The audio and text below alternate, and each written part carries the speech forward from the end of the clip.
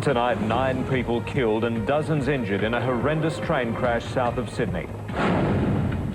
Heather Beattie changes her mind and pleads guilty to drink driving. And tough new water restrictions on the Gold Coast as the drought worsens. With Kay McGrath and Rod Young, this is 7 News. Good evening. Good evening. 9 people have been killed in a train derailment on Sydney's southern outskirts. Up to 80 people were on board the Port Kembla-bound commuter service when it came off the rails at Waterfall this morning. Many passengers were injured, some trapped for hours in the wreckage. The isolation of the area making the rescue operation even more difficult. First pictures revealed disaster on a massive scale. Torn and shattered carriages strewn along a 150-metre stretch of the main southern line. Several victims were thrown from the wreckage, found lying beside the track, others wandering dazed. First rescuers to arrive radioed for urgent help. I want about 4 to 6 doctors and 4 to 6 paramedics, and I don't want anyone who's not used to working in this sort of environment. Over. The lead Tangara carriages badly mangled but still upright, the trailing pair on their sides. The train driver at the very front was among those killed. I understand the driver is deceased. As rescue workers rushed to help, others struggled to smash their way inside to find those still trapped. This woman's daughter escaped with minor cuts. They said that there was people everywhere and dead people. Dozens of casualties were given colour-coded tags and led away to a temporary field hospital. Some could walk with help, many others, seriously injured, had to be carried on stretchers. And a total of 29 breathing patients, 20 of whom we are trying to remove from the site in a bus. We believe we transported 15 people in a serious condition. As I say, there are at least 9 people who are deceased. The 624 from Central came to grief on a sweeping left-hand curve in the Royal National Park, about 4 kilometres south of Waterfall Station. 200 tonnes of metal, travelling around 50 kilometres an hour, slammed into an unyielding rock wall. The metal along the side has been torn apart as it's careened along the wall. It's a real disaster down there. It happened about 7:30, the train bound for the steel town of Port Kembla. It often carries students for Wollongong University, now on holidays. Today, about 70 to 80 passengers were aboard.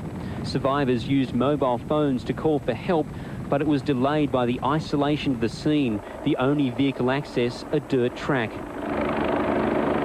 Army personnel carriers were called in case they were needed. They weren't. The first paramedics were dropped in by helicopter. Police, ambulance, fire and SES workers followed on foot, many lugging heavy equipment. They threw up ladders, dropping inside, frantically searching for those trapped. Very horrific. It's probably one of the worst things I've ever seen. It's really shocking. Many were treated inside the wreckage where they were found. It took up to 4 hours for some to be released. Our thoughts must be with the families bracing themselves for the worst possible news. The government's promised to find out quickly what went wrong. What is known, the lead carriages derailed. They brought down at least one stanchion carrying overhead power lines before slamming into a rock face. One theory, that yesterday's heatwave distorted the tracks, but 3 trains had already used the same stretch this morning without mishap. Clinton Maynard, 7 News. After Granville and Glenbrook, Sydney's rescue teams were well versed in handling train emergencies. Again, their efforts have been praised, and those of staff at 7 hospitals where the survivors were taken. Within minutes of the first emergency crews arriving at the Waterfall crash site, the state's disaster plan was activated. All Sydney hospitals were put on alert to treat the survivors. 2 rescue helicopters, 4 medical teams, a fleet of 30 ambulances with 60 officers responded, treating and ferrying the injured from a temporary field hospital. When our officers arrived, there was quite a high level of alarm and to a point of almost hysteria. The emergency service workers were able to deal with that fairly quickly. By 10 a.m, the first of the critical cases was airlifted out. In all, 56 patients were taken to hospital, 2 are critically ill, 21 in a serious condition. 18 are stable, 15 were released within hours. 21-year-old Anuska Zahalko was treated and allowed to go home. A lot of people would think, oh, this would never happen. You know, a lot of people say this will never happen to me. Well, it can. Iko Eftimovsky's wife was heading to Wollongong to enrol her daughter at university. She's now recovering at St George Hospital. There are a lot of injuries, mate. Mainly to her head or to her head, on her chest, on her ribs, on her hands. Doctors say some patients will be well enough to go home tomorrow. Others will need months of rehabilitation. Patients with head, chest, leg injuries, various number of injuries going throughout the bodies here. New South Wales Premier Bob Carr was among the first visitors. But I spoke to someone with 6 broken ribs. He travels from Linfield down to Wollongong to work, and he was in good spirits. My thoughts go out to all those people who were lost. Damien Smith, 7 News.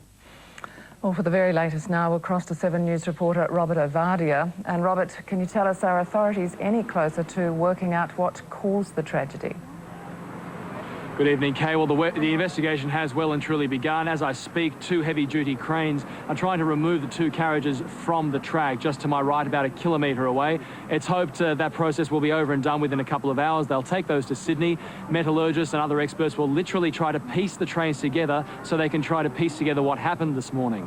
On top of that, the black box has been recovered, which is good news. That has been downloaded as well, so hopefully that should yield some conclusive information. On top of that, Justice McInerney will be overseeing a full judicial inquiry. He oversaw the Glenbrook train disaster in December 1999. Robert Ovadia reporting to us from the scene of this morning's train crash.